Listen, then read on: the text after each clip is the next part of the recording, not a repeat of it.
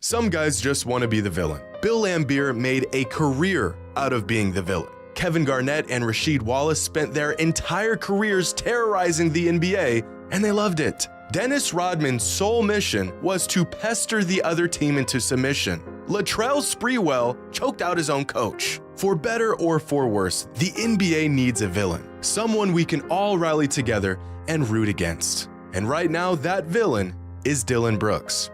Or at least, that's what he thinks. Because this season alone, Dillon Brooks has managed to become public enemy #1 by getting into fights with Donovan Mitchell, Kevin Durant, Russell Westbrook, Anthony Edwards, Pascal Siakam, Klay Thompson, Stephen Curry, Chris Middleton, Draymond Green, James Harden, 7'2", 300-pound Joel Embiid, half the Spurs roster, and Shannon freaking Sharp. It's almost as if Dillon Brooks woke up one day and made a list of the greatest active NBA players and said, "F it, I'll take all of them." This has to be some sort of NBA record, a speed run on how to be unanimously despised by everyone. But of all the players Brooks decided to go after this season, of all the great players he provoked and pissed off on his way to 6 points and 3 rebounds on 38% shooting, I think Dillon Brooks missed the memo on LeBron James. Because this ain't the bear you want to poke.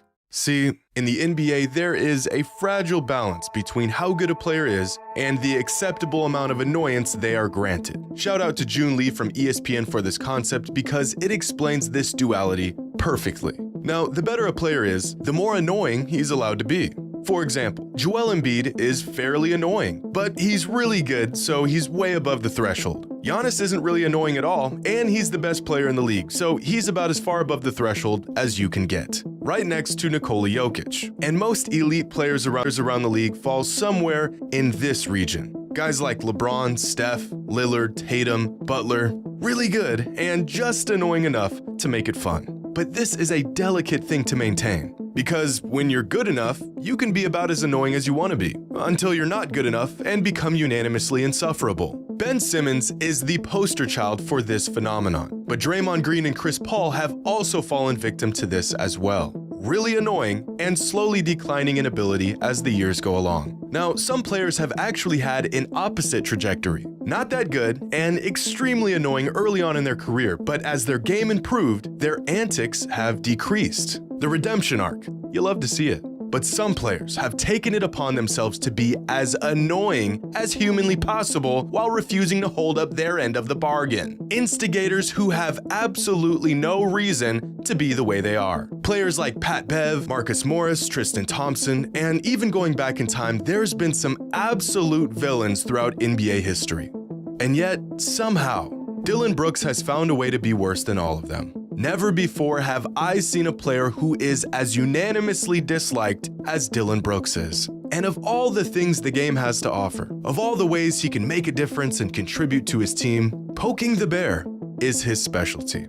Even worse, he's not very good at that either. Because even the worst villains understand that there are some players you really don't want to piss off. They aren't fazed by your trash talk, but they will ruin you for trying it. These players are on the Do Not Trash Talk list. It's an exclusive club, and once a player joins it, the league comes to a silent agreement to never slight, jab, or trash talk that player.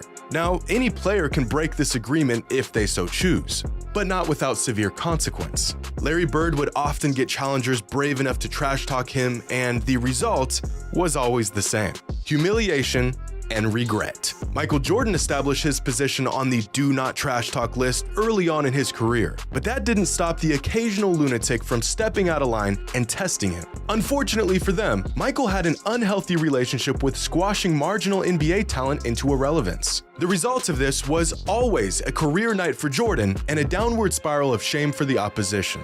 Kobe was MJ's successor on this list, and right when the league thought that no one was exempt from some competitive banter, Kobe picked up right where Jordan left off and never missed the opportunity to make another man regret his decision to pick up a basketball. How quickly can I make a man want to quit his profession?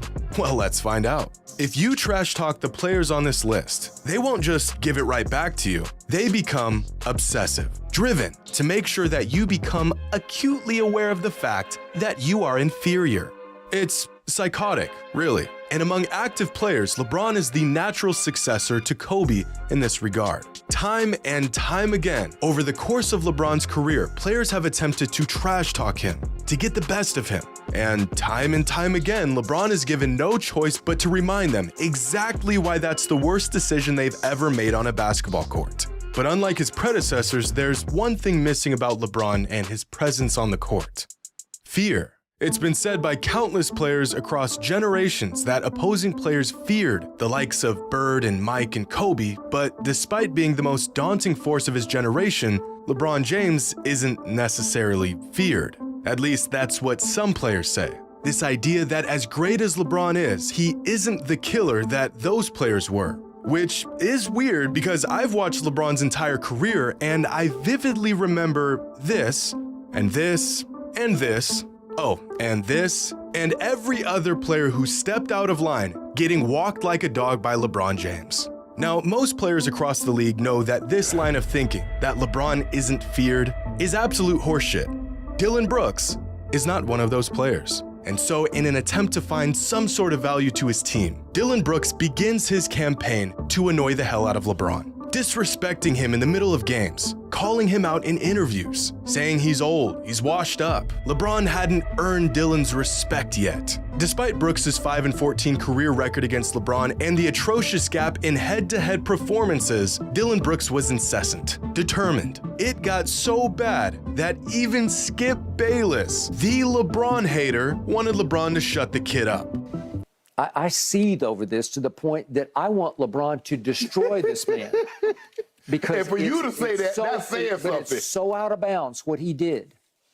It's so uncalled for. It's so beneath the dignity of one LeBron Ramon James that he can destroy this kid if he so chose to do. And then to top off all the antics, Brooks drove the final nail into the coffin when he said this about LeBron and the Lakers leading into the playoffs.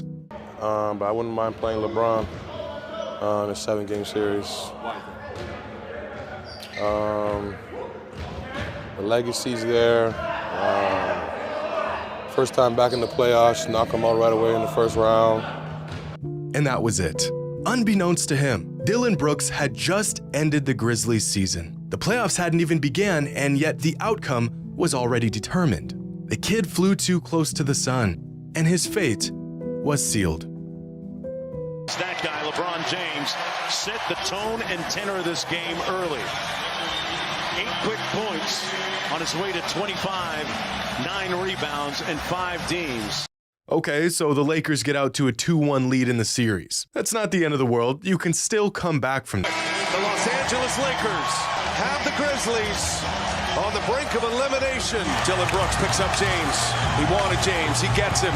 James drives. James is fouled and one. LeBron! All right. A historic night for LeBron. Not a good look for old Brooks. He should probably turn it up if he wants to salvage this year. With the board and put back. He is dominating in the James popped the clutch. Got it to fall. LeBron activated. Slot cut by James. Oh! He rose up. It's not quite winter for LeBron James.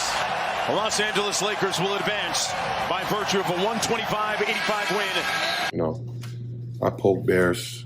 I don't respect no one until they come and give me 40. I pride myself on, what I do is defense and taking on any challenge that's on the board. Of all the outcomes and ways this entire saga could have ended, Brooks found himself right in the middle of the worst one. Get outplayed every single game? Check. Have a historic night dropped right on your head? Check. Get ejected from a game at the hands of the guy you were trash talking? Check. Get sent home in the first round as the 2 seed by the old guy you went out of your way to disrespect? Check.